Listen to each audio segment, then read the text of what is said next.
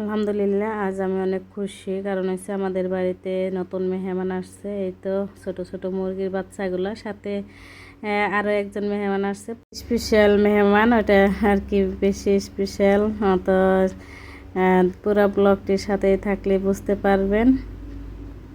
এই তো সকাল সকালের দিনটা শুরু হয়েছে। আমার হাঁস মুরগিগুলোকে খাইতে দিলাম সবাইকে আর কি ভাগে ভাগে। ছোট ছোট মুরগির বাচ্চাগুলো, 2 মুরগির সাথে বাচ্চা, এর আগে একটা মুরগির সাথে বাচ্চা উঠছে, আর এই তো এডি আজকে উঠছে।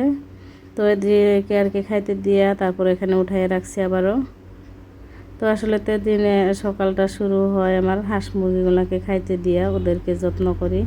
তো আমি সকালে আর কি উঠানো ঝাড়ু দিয়েছি, বাড়িঘর সব ঝাড়ু দিয়ে তারপর ওদেরকে খাইতে দিয়ে এখানে যে ভাতটা বসাই দিছি, সাথে চাও বানাই নিচ্ছি। আর এই তো আবারও মুরগিগুলো আসছে, তো ওদেরকে চাল দিয়ে দিলাম খাইতে। এখানে যে চা বানাই নিছি, আমি আর আমার মেয়ে চা খেয়ে নিব। এনার আব্বু অল্প একটু বাজারে গেছে, এনার আব্বু বাজার থেকে আসে তারপরে চা খাবো। তো চা খেয়ে এখানে যে আমি মূলা আর ডাটা দিয়ে মাছ দিয়ে রান্না করে নিতেছি, সাথে মূলার শাকও ভাজি করে নিব। আসসালামু আলাইকুম, সবাই কেমন আছেন? আশা করছি যে যেখানে আছেন সবাই অনেক ভালো আছেন এবং সুস্থ আছেন। আলহামদুলিল্লাহ, আমরাও অনেক ভালো আছি। যারা যারা ভিডিওটির এ পর্যন্ত সাথে আছেন, মনে করে একটা লাইক দিয়ে পুরো ভিডিওটির সাথেই থাকবেন, অনুরোধ রইল। আমি কিন্তু সব আপুদের ভিডিও, যাদের ভিডিও দেখি আমি কিন্তু একটা লাইক, প্রথমে লাইক দিয়ে তারপরে কিন্তু আমি ভিডিওটা দেখে নেই। আমার ভিডিওতে জানি না কেন লাইকের সংখ্যা কম আসে।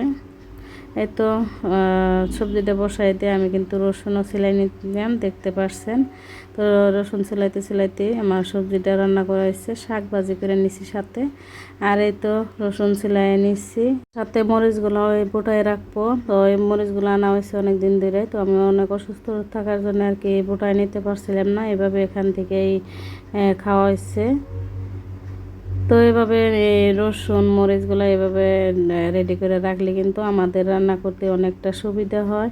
দেখা যায় যে মাংস আনলে কিন্তু এই রসুন ছিলানোর ঝামেলাটা অনেকটাই কষ্টকর হয়ে যায়, অনেকটা সময় লেগে যায়, সাথে মাংস কাটা ধোয়া অনেকটাই সময় লাগে। তো এই রসুনটা ছিলাই রাখলে কিন্তু অনেকটাই সুবিধা হয়, রান্না করার সময় অনেক সময় কম লাগে।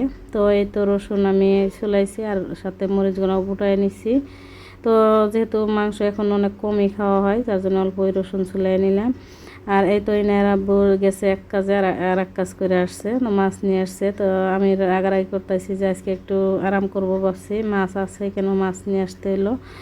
তো এনার আব্বু বললো যে জোর করে আর কি দিয়ে দিছে।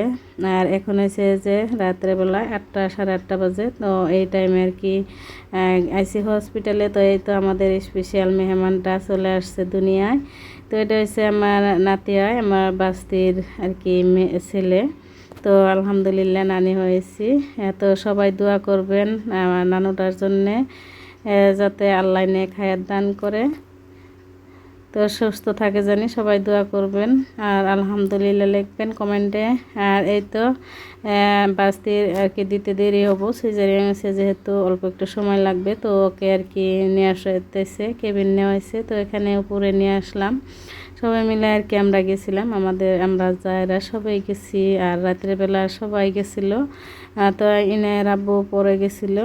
আর এই তো উপরে নিয়ে আসলাম, বাইদেও আসছে সাথে, আরও যারা আছে ওরা সবাই আর কি নিচেই রয়েছে, যেহেতু বাস থেকে দেয় নেয় এখন পর্যন্ত, তো এখানে দাঁড়াই রয়েছে সবাই। তো এই তো এখন ইনার আব্বু গেছিলো, তো ইনার আব্বুর সাথে আমি এসে বসছি। তো আসার সময় আর কি দোকান থেকে ইনার জন্য কিছু খাওয়ার বস্তু নেওয়া হয়েছিল, এখান থেকে ডাইপার নেওয়া হয়েছে ইনার জন্য। তো ইনার জানি আর কি দেখাই দিতে এসছে নেওয়ার জন্য। তো এখান থেকে কিছু বাজার করে নিয়ে তারপরে বাড়িতে আসছিলাম। যারা যারা এই পর্যন্ত ভিডিওটির সাথে আছেন তাদেরকে অসংখ্য ধন্যবাদ। আর যারা যারা ভিডিওটির সাথে আছেন অবশ্যই কমেন্টে জানাইবেন। তো আজকের ভিডিওটি এই পর্যন্তই। আল্লাহ হাফিজ।